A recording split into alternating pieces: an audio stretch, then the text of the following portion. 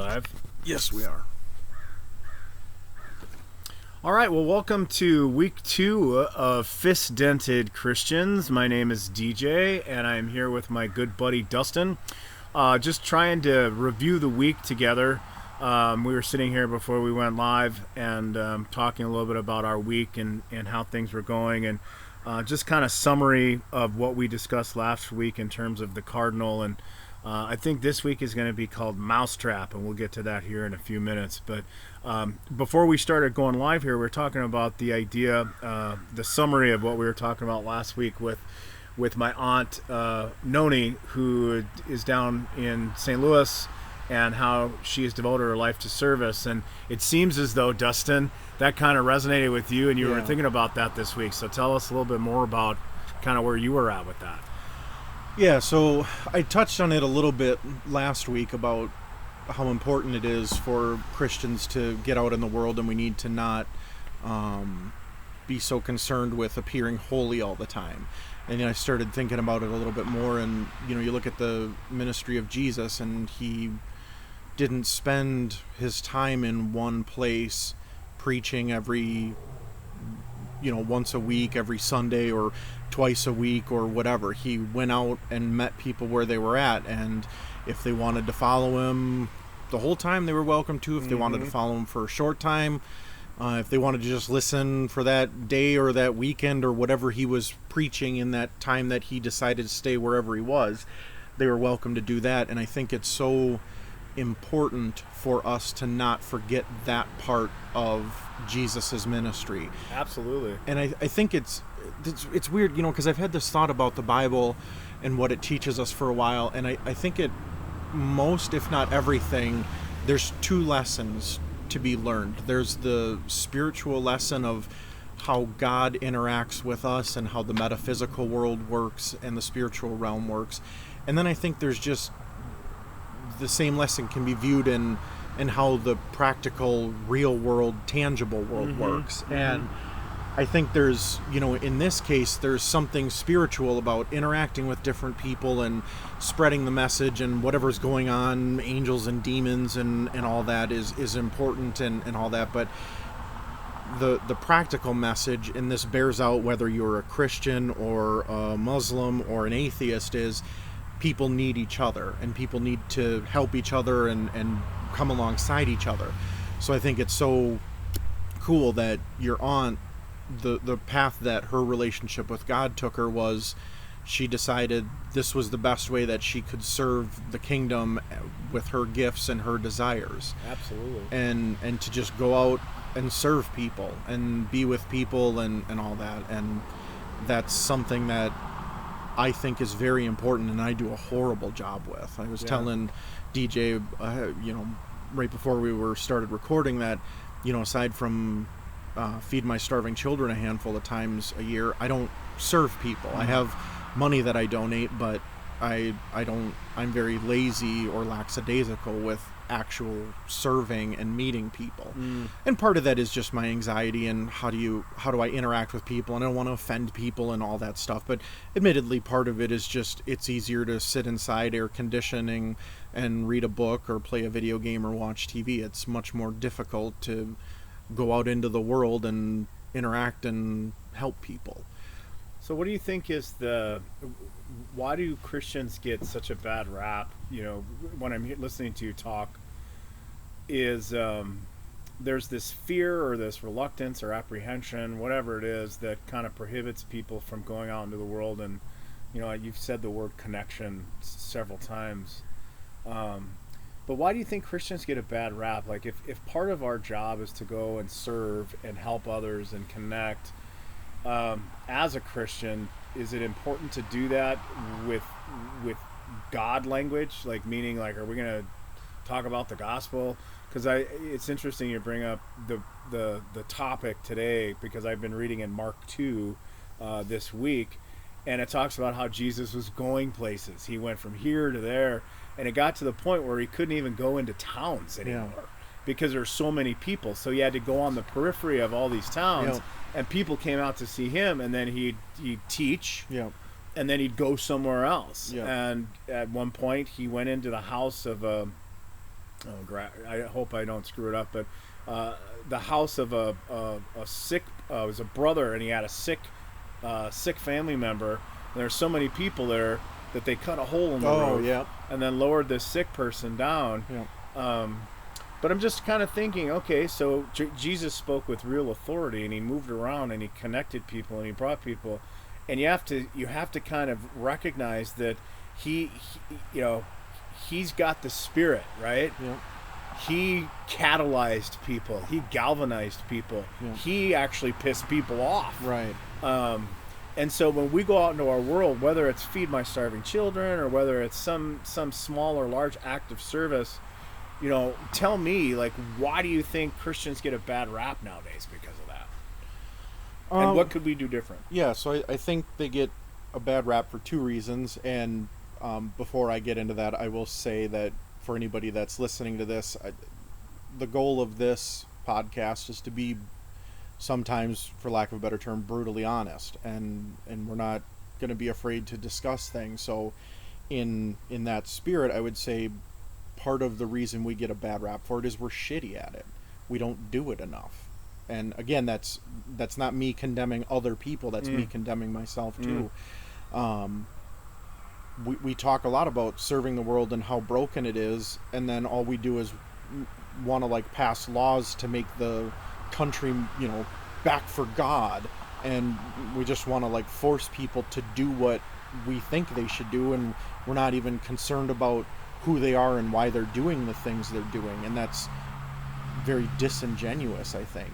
And then I think part of the other problem is sometimes what you were kind of alluding to is, do you go out into ministry with the, like, overt, explicit God language, or do you just go out and serve, and if God comes up or whatever, then you can have that discussion?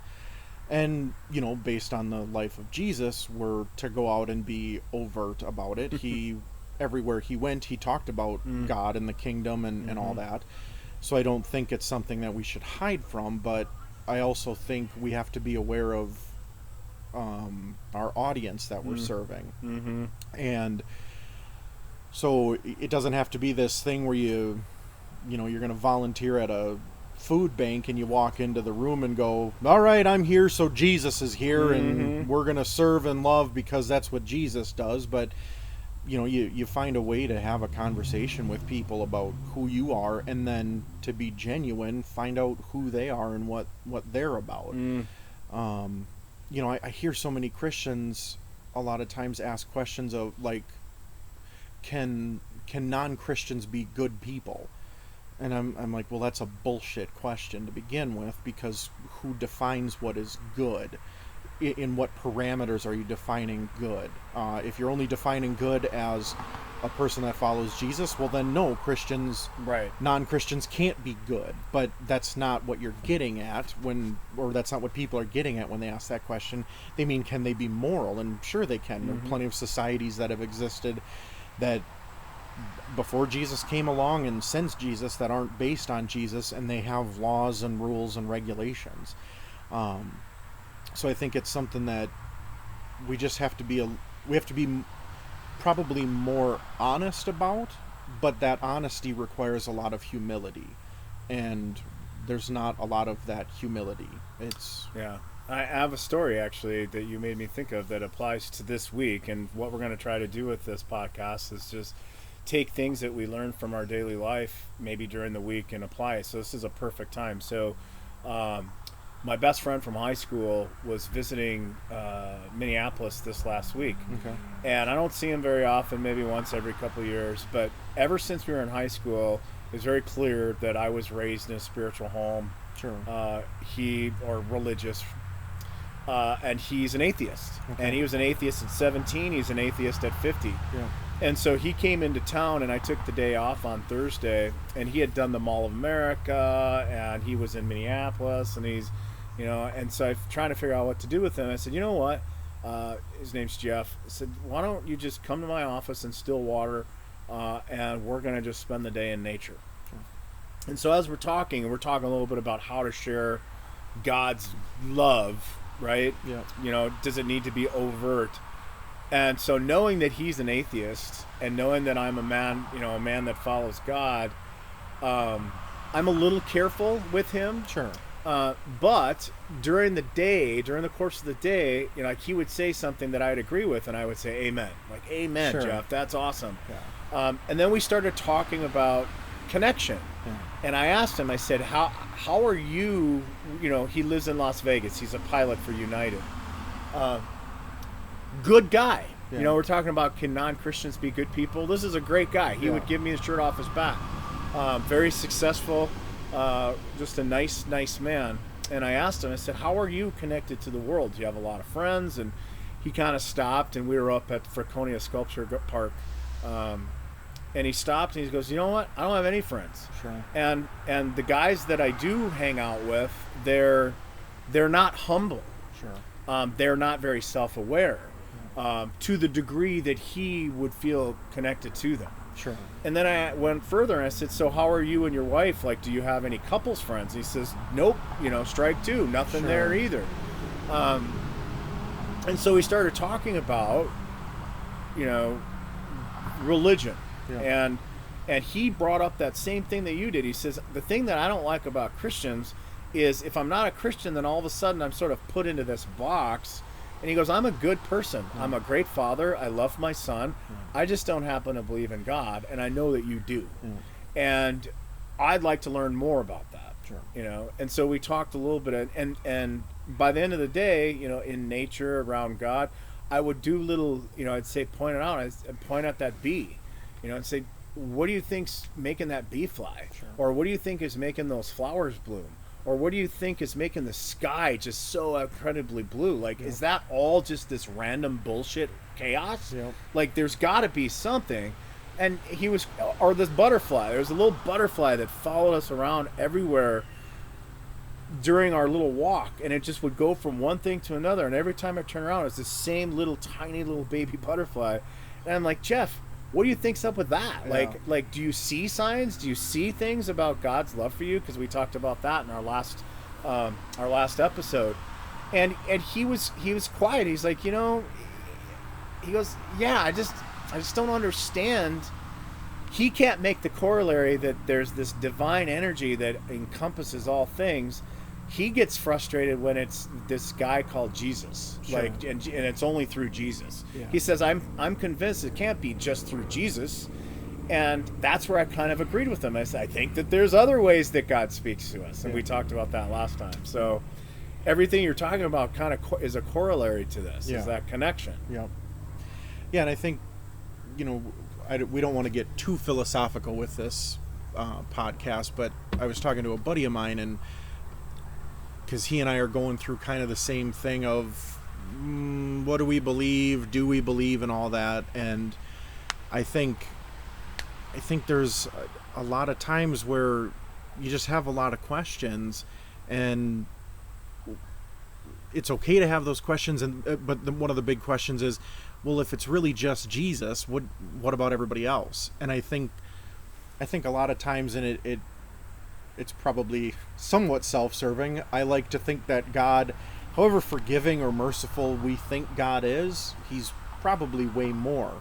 So while I ascribe to the thought that it's the only way to God is through Jesus, I don't maybe necessarily ascribe to there's only one way to know Jesus. So if Jesus is the one way, how many paths are there to get to that end result? Mm-hmm. So I was telling my buddy that when we were chatting, I said, I'm willing to bet there's a lot more people in heaven than a lot of us realize, because simple things like just acknowledging the connectedness of the universe and all that, even though it's not overtly Jesus, you're not quoting something he said, you're not quoting something that Paul said about Jesus, it's still a recognition of something higher and beyond yourself. And then when you start getting into like your buddy with his son, it's like, okay, Jesus was all about self-sacrificial love. So if you're being a self-sacrificial loving person, even though if you don't know the name Jesus or whatever, is that on the path towards Jesus, and is that acceptable? I don't know, but I would never say no. I would just say it's possible, and that's for God to determine who's on the right path. I just think that, and again, it's at least partially self-serving because I'm sometimes a horrible Christian, that let's hope that God is willing to cast a much wider net than we would be willing to cast ourselves. Do you think when Jesus was walking around teaching that all he ever talked about was the kingdom of heaven and God? No, it's interesting because that's all we have recorded. Right. But so if you had a friend, yeah, and you're hanging out with this friend, yep, and you like this person, yeah, and all that person ever wanted to do was talk about angels and demons and scripture and the Bible, right, and God, like, that's fine. Sure. It's fine. Yep. But after a while, I know for me, yep, it gets tenuous. Yeah.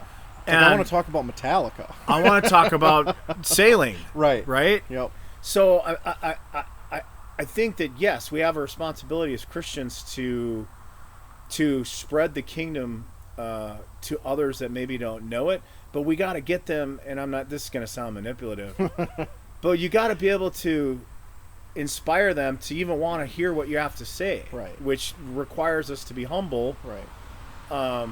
I want to be the kind of person that says, wow, like, what does that guy have? Right. Right? Yep.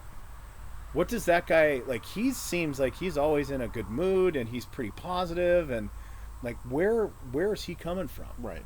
And I'm not perfect at that. Right. But anyhow. Yeah. So I think that we get these moments in our life where when we wake up in the morning and we're gonna make it a good day, we have these pitfalls. And another, maybe this can go into our mousetrap thing, but something will happen, and it takes us off this idea of serving other people, yeah, and it puts us basically right into ourselves, which is the mousetrap kind of thing. Yep. And so then instead of thinking about how to serve others and just be in relationship with God, we're kind of thinking about, like, I'm depressed today, right, or I hate my job today, or I wish my kids would stop acting like this, and then it becomes kind of more about me. yeah. And so talk to me a little bit more about kind of that ego versus spirit challenge that you kind of have sometimes. Yeah, so I think, so one of the things that I've been diagnosed with is anxiety, and then from that, depression manifested itself. So I know there are plenty of times where I'm in the middle of my day and some little thought pops in my head, and it just, like, sucks me down this vortex of, like, super negative, dark thoughts. And it kind of happens quick, right? Just like a mousetrap. Yep. Boom. It is just like, I have, like, a very clear example that happened to me years ago. This was probably like 10 years ago. I was heading over to my parents' house in early to mid-December to do Christmas with one of my dad's sisters and her daughter. And I had to go there right after work because I got off of work a little bit late. And I'm sitting in traffic, and I'm not really thinking about anything. And at the time, my sister wasn't married or dating anybody, so it was just going to be my parents, me and my sister, my Aunt Jane, and her daughter Mackenzie. And, you know, I'm sitting in traffic, and it's taking a while, so I'm like, oh man, I'm bummed. Like, my sister's going to get to be there, and they're all going to hang out, and they're going to have fun. And then this thought popped in my head, super randomly, of, you know what? They're probably glad you're late, because they don't really like you anyways. And, like, that thought felt so real the second I had like it. Like such truth. Yeah. And the 20 minutes... Ouch, son of a bitch. You mean like a mousetrap? Yes. And the 20 minutes I had left from wherever I was in traffic to my parents' house, I went from that thought of, they're probably glad I'm not there because they're having more fun, to my parents love and like my sister more than me, and if I died, they'd be happy because then they'd never have to put up with me. This is all in the car on the way over there? In 20 minutes, yeah. I was able to completely deconstruct all of my worth and not only that, but then decide that it would be better if I killed myself, because then nobody would have to listen to me inanely bitch and moan about my life and my problems. And it was just that one quick thought, and it just completely tore me apart. How did that impact the rest of your time with the family and stuff?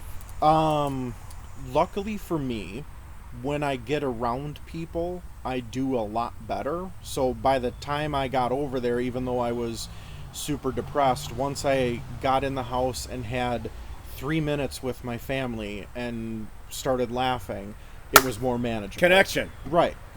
Yep. So when we're by ourselves too much, Yeah. maybe. And do you think that that's kind of like, I think you can probably read that in scriptures, when you go off by yourself, that's Yeah. when all the crazy crap starts Yep. happening. Yeah, and obviously, it's not that way for everybody. There are some people that are super introverted and like having their alone time, but I think sometimes, especially nowadays with technology and all that, it's very easy to get lost on your own, in your own thoughts, just on your own time. You're not really connected with anybody. And yeah, it is amazing just how one little thought or one little thing happens, or I'm sure we've all had it where a text message comes from a friend and we misinterpret it, and then we assume they're pissed, and then what dark thoughts Or from a girlfriend or a wife or a boyfriend or a husband. Yep, and then where all of a sudden for some of us, a half hour later, you've convinced yourself that the significant other doesn't want to be with you, or the parents hate you, or whatever. I've done that. I know a lot of people that, and you create these narratives in your head that so you could start out. Before you get in the car, you're looking forward to it, and then by the time you get there, you're like, I should kill myself. And so what are some ways that we can suggest, or that maybe you employ, to kind of combat that? Where could we go? What could we do? Yeah, so recondition our thinking, maybe, or so that's.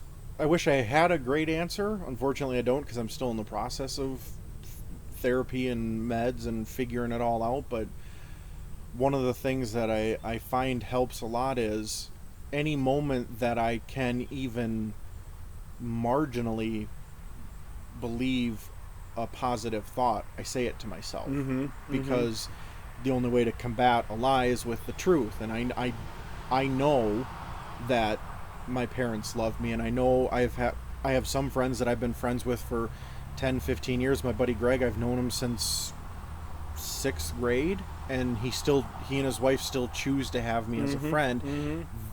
People are nice. You're not that nice that you're going to put up with 25 years of somebody being a butthead. Right. They must genuinely like having me around. So you just so some of that is logic, right? Yes. Just okay, I'm going to take this narrative that I'm telling myself, and I'm going to kind of throw some things against it to see if this narrative stands up. Most of the time, the narrative doesn't stand up, right? Yeah, and I've said for a while that, there's two different ways to know things. You can know something logically, and you can know something emotionally. And for me, I am far more ruled by my emotions than my logic. Are you? Oh, yeah. So I have a hard time when that sentence, that thought I had going over to Christmas with my Aunt Jane, that thought of, they're probably glad that I'm not there because they're having more fun. Even though I know logically that's not true, whatever emotions flooded in with that statement, that felt more real than any other thing I could have thought or said at the moment. And so now it's just this process of going, okay, my emotions are telling me this, but I know that the opposite is true. And so what do I have to do to either combat that, or sometimes it's not even, because sometimes you don't have the fight in you to fight it. What can I do to distract myself? Because a lot of times emotions come and go.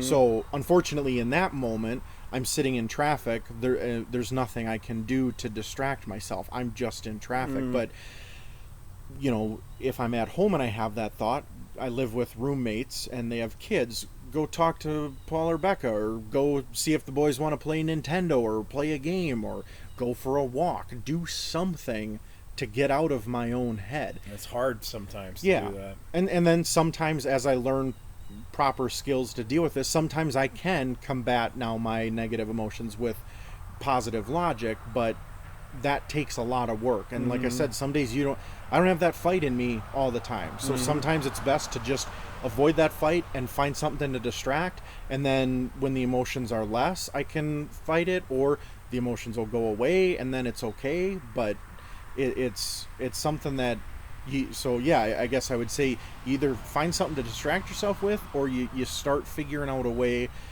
to pump in positive, truthful. I wouldn't suggest that somebody think I'm the most amazing person that's ever existed, because that's not truthful. You find truthful, positive statements that you can buy into, and then when those negative emotions or feelings or thoughts come in, you have this stable of positive, truthful things you can draw on and combat it, or go play a video game. It can be incredibly destructive, and I know from my own experience and just from the counseling that I do is that, you know, the thoughts that we have that are not the best are kind of happening in secret. Sure. And so an example, like, let's say you don't hear from, and it's all based on expectation too, especially in relationships. And so I'll speak with married couples or people who are together, and the communication breaks down because the narrative that's created is happening in their own emotions and in their own mind. Yeah. And so the expectation isn't met. And so when that expectation isn't met, there is a narrative that is born, and then that narrative just sort of takes on its own inertia. Sure. And then pretty soon you are kind of awash in this feeling of hopelessness, anxiety, depression, negative looping self-talk that starts to impact either your work situation or your relationship. And because you don't want to admit that you're worried that they're, I don't know, nobody at work likes me, or my husband's having an affair on me, all based on things that maybe that you've brought up in the past, and then you make yourself vulnerable. That's hard to do. It's hard to say, hey DJ, I'm just texting you because I'm like having some shitty thoughts about myself. And it's like, oh Dustin, this is like the 80th time that you've done that. Right. Like, we all do this, and so I think maybe one of the things is to recognize that we all, to some degree or another, or some level or another, frequency or otherwise, we all do it. And so, as a fist-dented Christian, rather than sort of kind of isolate and do all the things that are normal for us, our animal brain thinking, is to reach out or recognize that this is something that's going to happen, and it's part of who I am, and it doesn't make me a bad person. But I need to you almost need to get away from it and look at it from the outside. And then from there, either pray or just get into habitual kinds of thinking or practices that can kind of work against that. Do you agree with that at all? Yeah. Because I see a lot of relationships that are just, they're not good because of the communication. I mean, that was one of the reasons why my divorce didn't work, because there wasn't any communication, because there was so much hurt that it just kind of was all kept inside. And we got calloused and scarred and eventually just apathetic. And then before you know it, the marriage is over. And, obviously there's other things going on there too. But I think that in terms of mousetraps, we need to be mindful of those every day. And it could be just a quick thought. I mean, I probably had, even just before you came over today, probably 7 mousetrap thoughts. Sure. And, one of them was, the weather's bad, so I can't mow the yard because the grass is wet. So then it's like, I'll probably just end up sitting around all day. And so it's good that you came over, because you do it all the time. So we need to help each other, call each other out with that stuff.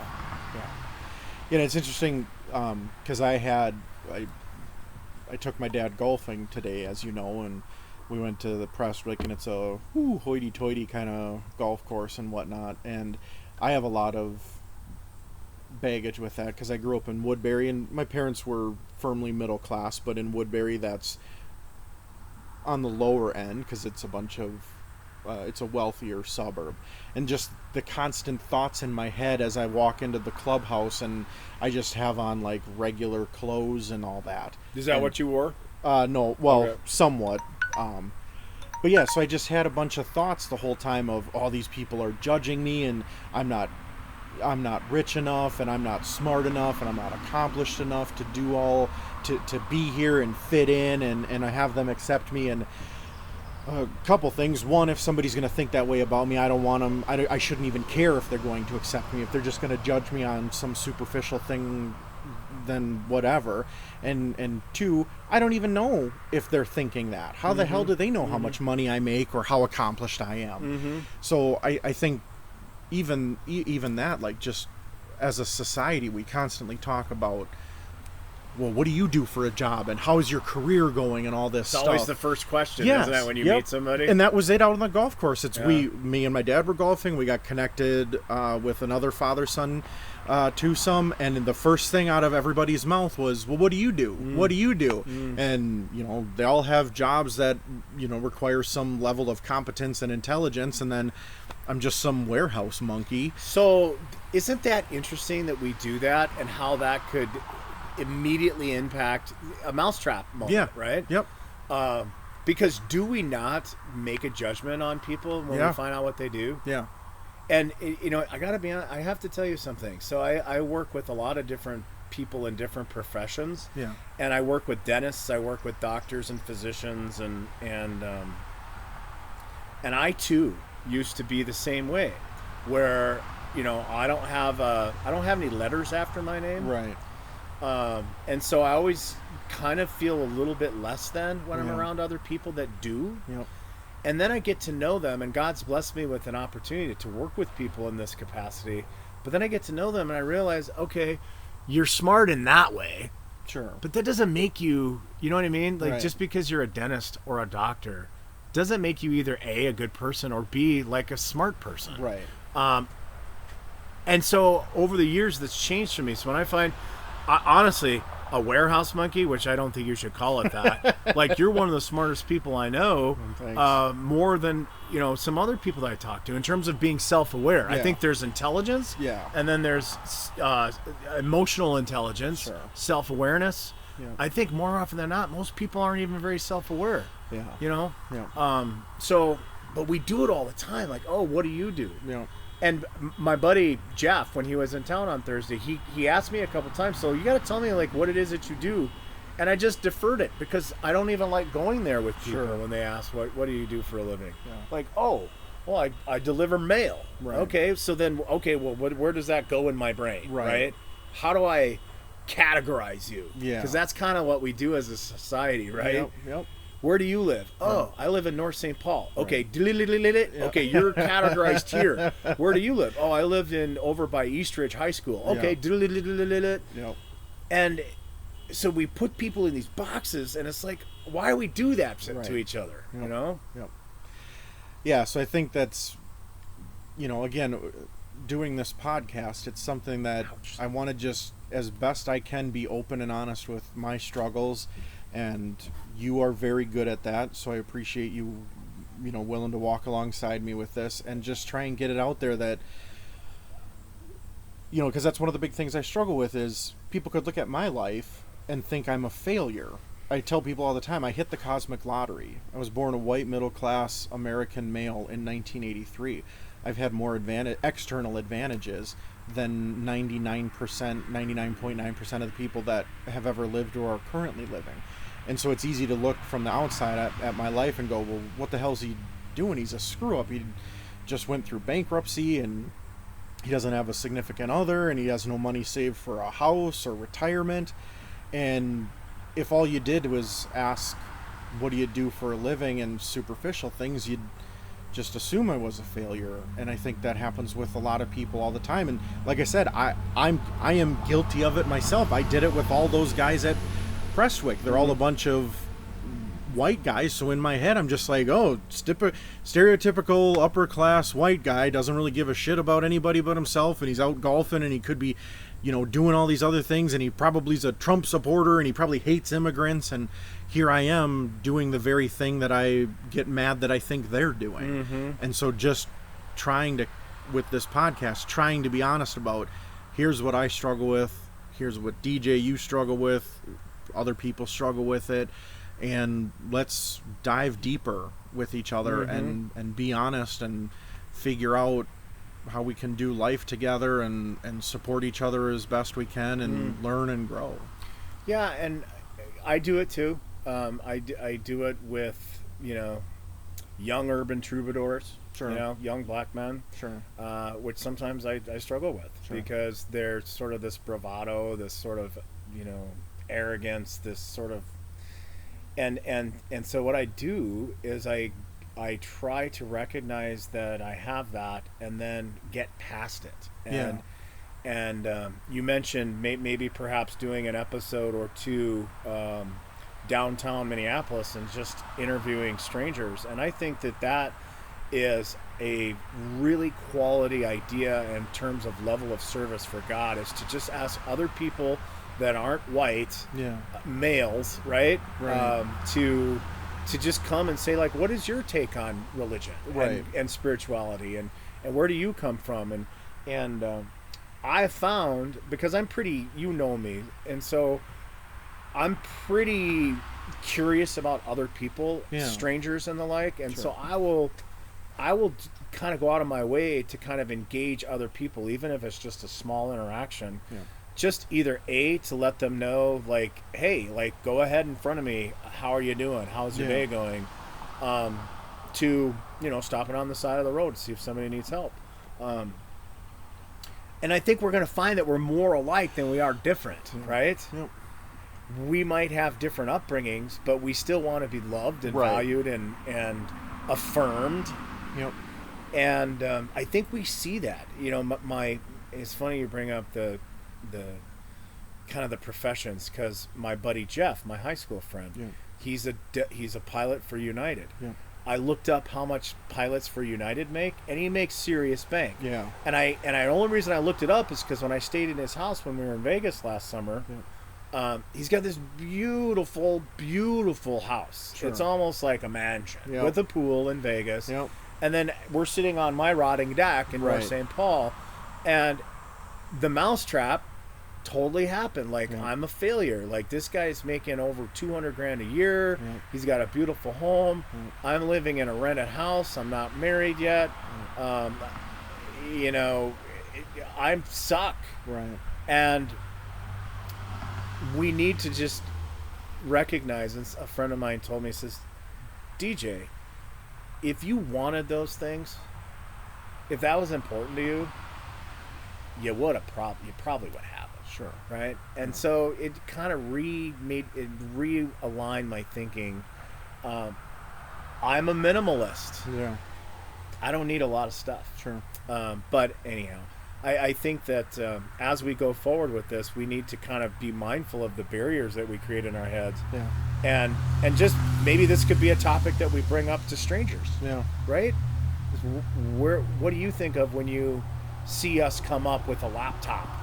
And, obviously driving up in a decent car, or I don't know if we want to talk to people who are homeless, or I don't know, but I think we just let the Lord kind of lead us on that. I think that's good. Because it goes back to service. Service ties in, like we were talking about with the mousetrap moments of, can you get out of your own head for a minute? Can you go and serve somebody if you're prone to these mousetrap moments that knock you down? Can you go serve somebody? Can you go meet somebody that's struggling with the same thing you are, and maybe that gives you some confidence, like, hey, I'm not this weird, pathetic reject that can't figure life out, that there are other people that are struggling with the same thing I am, or close to the same thing I am. So that's just what life is. Sometimes you're struggling. And do you think Jesus realized that? I mean, as he's walking around, he knows that the world is full of pain and hurt. He knows what the world needs. And so he brought that promise. He brought that message, And thank goodness for that, Yeah. that he brought that. And Yeah. and how can we be more like that, instead of, just going to church and being around our small group people that they all believe what we already kind of believe. Right. But like, how are we getting outside of ourselves to be able to kind of bring that to other people, Yeah. without turning them off? Right. Yeah, and I think there's a lot of times, I'll say that it was fine for Jesus to go around and overtly talk about the Father and the kingdom, because he knew a lot more about it than we did. So I think there's a lot of times where he can be that forward because of who he is. We can't necessarily be that forward because we're broken people. That's a good point. Might just come out guns a-blazing with Jesus and repent and he loves you and forgiveness, whereas Jesus could subtly but overtly talk about the kingdom. And so I think it's okay that we go out and serve, and not the first thing that comes out of our mouth be, I love Jesus and he's amazing and he And died you should for... too. Yeah, like, it's okay that we just go and serve, and then if somebody says, oh, well, what prompted you, or how long have you been doing this? And then, oh, I've been doing it for a couple years with my church small group, or, oh, I've been struggling with some things and my pastor thought this might be good. Like, just not as in your face threatening ways to talk about God and the stigma that sometimes comes with, because unfortunately there are people like the Westboro Baptist Church where it's just these God hates fag signs, and so unfortunately that small percentage of just dingbats gets attached to something that you and I believe in, and then I don't even fault people. Like, I try really hard to go, well, I can see why some people, or a lot of people, think Christians are inauthentic and only out for selfish reasons. So I try really hard to just go, there's at least some reasons why they believe certain negative things about Christians. So I don't want to feed into that. So how can I express what I believe in and share what I believe in and what helps me, and then in a less overt way, but ultimately still serve people, even if they don't believe what I do. That's not the point of serving them. The point of, Jesus, when he ministered, didn't go around and go, what do you believe in? Oh, you believe in the right things? Now I'll help you. Right, he just went out and helped people, and if they wanted to follow him, then they could, and sometimes they didn't, and he left them. Yeah. The rich young prince or whatever that, asked him, what do I need to do to follow you? And he said, sell all your possessions and follow me. And the guy was like, deuces, I can't do that. No way. And it's like, okay, then that's fine. Like, he didn't, Right. it's not recorded, but I would assume he didn't, like, oh, you fucking piece of shit and blah, blah, blah. Like, he just, okay, you don't have to follow me then. Like, this is what I'm about. This is what I know is right. So if you don't want to, then okay, but I'm just gonna go serve somebody else. It's, if you want me to serve you, or you need my help, and you're not gonna believe everything that I do, I'll still serve you, but then I'm not gonna make you follow me and believe everything I believe then. And I think that I like what you said earlier about, Jesus knew more than us. Yeah. And we, we're sinners, we're imperfect, we're just human beings trying to figure it out. Yeah. And I think that you bring up a good point, or maybe I'll add to what you said, is I think that as we go out and serve, there's a component of service, but there's also a very critical part to that, is that we have to have the Spirit in us to be able to do it. And that means that we need to learn as much as we can. We need to pray. We need to pray together. We need to, and not necessarily like know what Mark 2:5-8 says, Right. but to just be filled with the Spirit, so that when we do go out, we are armed, for lack of a better word, we are armed with that joyous ferocity to be able to inspire others to want to listen and give us that, hey, I'm a total F up. Yeah. I am an alcoholic and I'm doing the best that I can, but I have the Spirit of God in me, and I'm going to use that, and to be able to go into other relationships and serve people with with our hearts on our sleeve. Yeah. I'm not perfect. I'm screwed up, and that's why I know that you're screwed up too, Yeah. and that you have stuff too. Yeah. And I think that that's important. I had lunch with a friend of mine this week, a pastor for a church in Minneapolis, and the senior pastor just got out of Hazelden. Okay. And went back to drinking. Sure. And so he was fired. Sure. And so I'm talking to my friend, and I said, so how do you like working for a church? And he says, it sucks. It sucks because we see the lowest common denominator of all people's stuff. Sure. People that are cheating on each other, people who are addicted to porn, people who are secretly addicted to pills, people who have anger issues. He goes, they all come to us.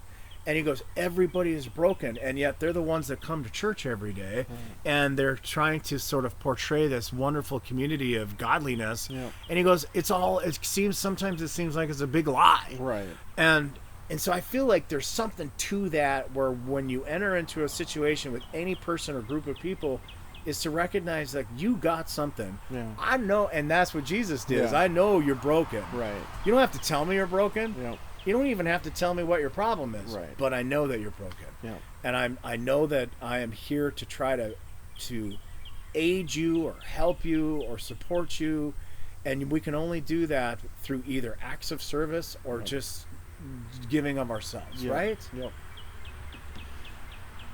Oops. So I think, do we want to wrap it up? Sure. Because we got some. We're over our time. Okay. But let's see if we can't put our thoughts together about what we would like to see happen this week for either ourselves, but either for people that might be listening today. And I'll maybe turn over to you.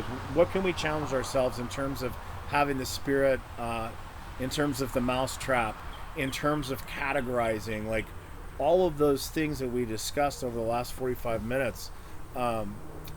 What should we be mindful of this week? Well, obviously, be mindful of what is a mousetrap for you. I have certain thoughts that are just passing thoughts, and they don't affect me, and they might affect somebody else in a deeply negative way. So, first, be honest with yourself about what is a mousetrap for you, and then, second, or following that, Maybe make a list, like Yeah. write it down. yeah, and just be cognizant of what situations maybe bring up more of these thoughts, and then with that, be open to asking for help. I have some friends right now that one of her brothers is going through some pretty bad depression, and everything that they suggest, he just comes back with, well, nobody understands me, nobody knows what it's like. And I appreciate that, because I've been there and it feels so alone. But dude, it ain't gonna get better if that's what you think. So be open to trying stuff, even if you think it's stupid. And even though it's hard. Right, like sitting alone, he sits alone and plays video games a lot. Well, that's not getting you any better, is it? You've been doing that for the last 6 months. So try something that somebody's suggesting, and you might hate it. You might have to just grit your teeth and get angry about trying it. Just stupid, and I don't want to try it, but try it anyways. And maybe it's something as simple as, every time one of those mousetrap thoughts go off, you just shoot a text to a buddy, just, hey, had a mousetrap thought, and then they can, man, hope you're doing all right, let me know. Maybe that's enough to redirect your thoughts. Find a healthy thing to do. Sometimes you can find unhealthy things, quote unquote, to do, like video games. Maybe you're just having a bad day and you have a bunch of mousetrap thoughts, and you're just like, if I can just get through the day, get to sleep, so play video games for a couple hours, do something, but just be aware of those thoughts, and then brainstorm some ideas of what you can do to combat those, whether it's your own mind trying to redirect your thoughts or getting other people involved to help you redirect those thoughts.